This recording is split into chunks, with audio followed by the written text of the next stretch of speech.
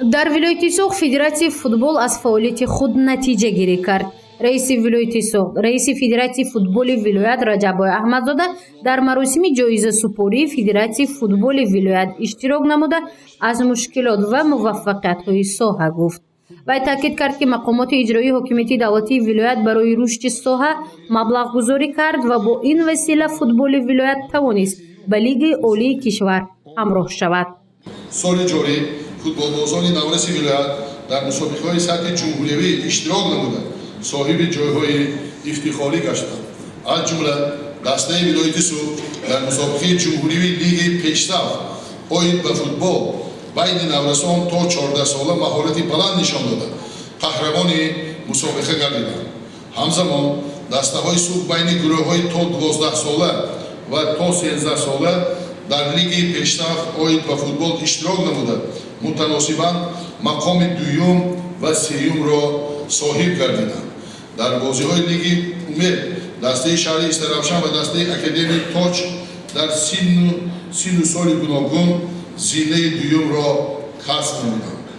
дар соли равон дар шаҳри Хуҷанд клубҳои футболи кӯдаконаву наврасони Академияи Тоҷ ва Сулҳ 87 дар назди Федератсияи футболи вилоят ифтитоҳ гардид ва амал мекунад ки он барои тарбияи футболистони ҷавон ва мураббиҳои ояндаи футбол мавқеи хоса дорад. раиси Федератсияи футболи вилояти Суғд Раҷаббой Аҳмадзода изҳори хушнудӣ намуд ки дастаи мунтахаби футболи Тоҷикистон ба ҷоми Осиё 2023 роҳ хат гирифт, зеро дар соли равон ин даста фаъолияти хубу пурсамар нишон дод ва тавонист худро дар байни дастаҳои Осиёи Миёна яке аз беҳтаринҳо нишон диҳад.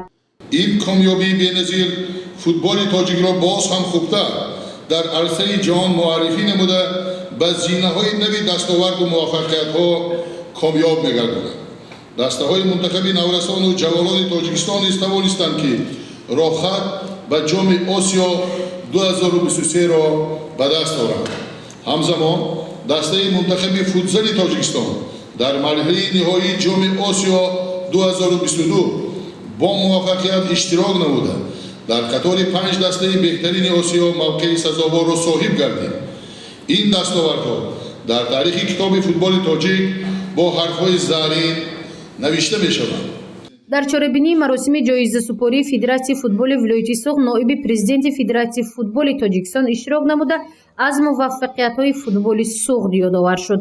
вай гуфт имрӯз барои пешрафтани футболи тоҷик дар минтақа шароит муҳайё буда танҳо завқмандонро зарур аст ки ба машқу тамрин ҷалб шаванд. соли 2023 беҳад соли пурмасъул аст. чуноне ки муҳтарам раис дуруст қайд карданд, ҳамаи дастаҳои мунтахаби ҷумҳурии Тоҷикистон ватани азизамонро дар қисми нигоҳии ҷоми Осиё муаррифӣ мекунанд, аз он ҷумла дастаи мунтахаби ҷумҳурии Тоҷикистон. барои ҳамин ҳар яке мо масъулин, шумо футболбозон беҳад як дар арафаи масъулияти хеле бузург ҳастем ва аз мо шумо вобастагӣ калон дорад ки то чӣ андоза мо тоҷикистони азизамонро шарафмандона дар майдони набард муаррифӣ карда метавонем. ҷоизаву тӯҳфа ва сипосномаҳои Федератсияи футболи вилояти Суғд ба гурӯҳи беҳтаринҳо тақдим карда шуд. дар чорабинии беҳтарин футболбози Навраз Ҳайдаршоҳ Худойдодов эълон гардид ва соҳиби ҷом шуд. ҳамчунин беҳтарин мураббии Навраз муайян карда шуда ба онҳо ҷоми Федератсияи футболи Тоҷикистон тақдим карда шуд. беҳтарин бозигари Навраз Худойдодов Ҳайдаршоҳ.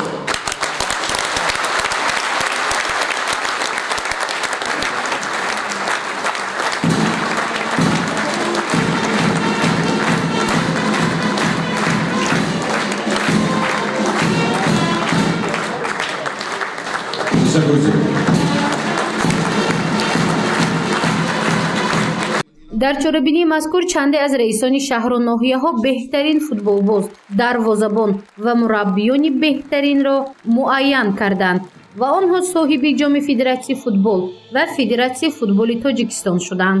гузориши Мафнӯшкур ва Наимҷон Аёбов барои барномаи иттилоотии Хабар.